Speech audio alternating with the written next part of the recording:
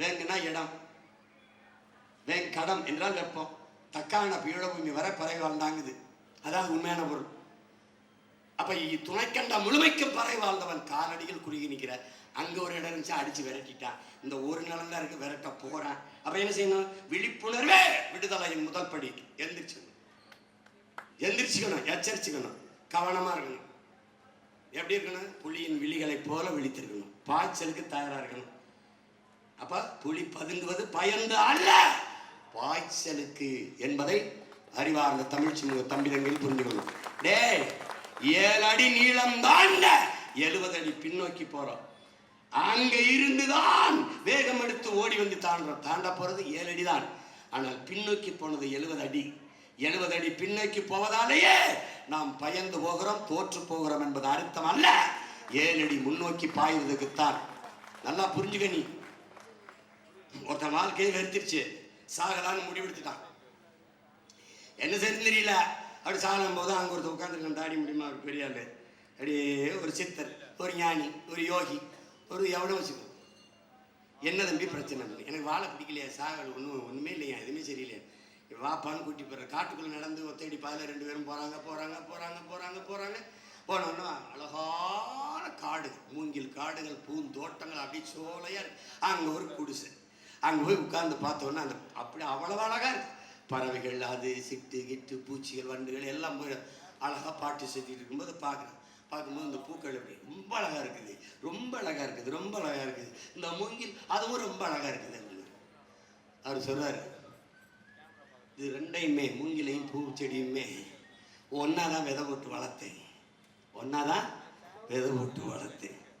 பூச்செடிகள் வேகமாக வளர்ந்து பூத்துட்டது, பார்க்க அழகா இருக்கு. இந்த மூங்கில்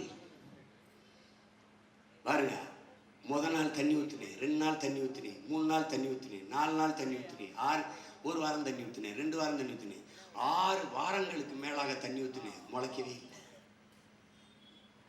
கடைசியா 60வது நாள்ல லேசா ஒரு மஞ்சள் குறுத்து விட்டு சூரிய ஒளியை பார்க்க ஒருத்த வெளியில வந்தாங்க. இவங்க எல்லாம் படபட படபட படபட 100 நாட்களில் 6 அடிக்கு மேலே விண்ணை, 60 அடி 70 அடிக்கு மேலே விண்ணை உரசுகிற உயரத்திற்கு வேகமாக வளர்ந்து விட்டார்கள்.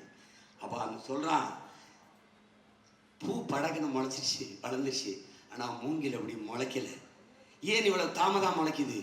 அது தன்னுடைய வேரை உறுதிப்படுத்தி நீண்ட தூரம் வளர்வதற்கும், நீண்ட காலம் வாழ்வதற்கும், நீண்ட உயரம் வளர்வதற்கும், நீண்ட தூரம் வாழ்வதற்கும் உறுதியான கட்டமைப்பை பூமிக்குள்ளேயே செய்து கொண்டிருந்ததுங்கிறான். அதுக்கு நிறைய நாட்களை எடுத்து குறிச்சிருக்கிறான். அந்த மாதிரி நிறைய நாட்களை எடுத்து ஒரு கட்டமைப்பை உருவாக்கி விண்ணை உரசுகிற மூங்கில்களாக வளர்கிற கட்சி தான் நாம் தமிழர் கட்சி.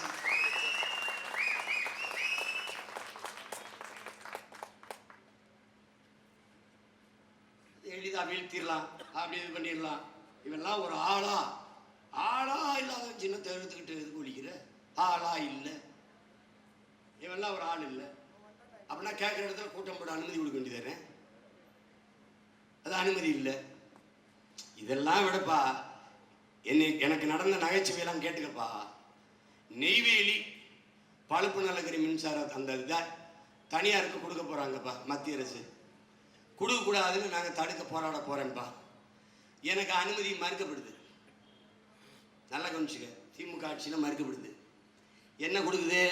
சீமா நீங்க பேசினால் மின் உற்பத்தி பாதிக்கப்படும். சிரிக்காத, சிந்திச்சு பாரு. இது படிக்கும்போது என்னடா உங்க கொடுமை, நான் இங்க பேசினா அங்கே எப்படா உற்பத்தி நிற்கும்? முடிச்சுங்க, அப்புறம் ஜெயலலிதா காலம்ங்க, அப்போ போராட போறேங்க. சீமா நீங்க பேசினால் அங்கே மின் உற்பத்தி பாதிக்கப்படும். அதே ஒரே இதுக்கு அச்செடுத்து வச்சுட்டு வாங்கி, நான் இங்க பேசினா அங்கே எப்படி மின் உற்பத்திக்கு பாதிக்கப்படும்? இலங்கையில் திருச்சிக்கிட்ட அகதி முகாம், ஏதிலிகள் முகாம், அதுக்கு பக்கத்தில் ஒரு 3 கிலோமீட்டர் கிட்ட தான் கூட்டம். 3 கிலோமீட்டருக்கு தள்ளி அதுக்கு அனுமதி மறுக்கப்படுது. ஏன்னா இவர் இங்க பேசுவது அங்க கேட்கும்.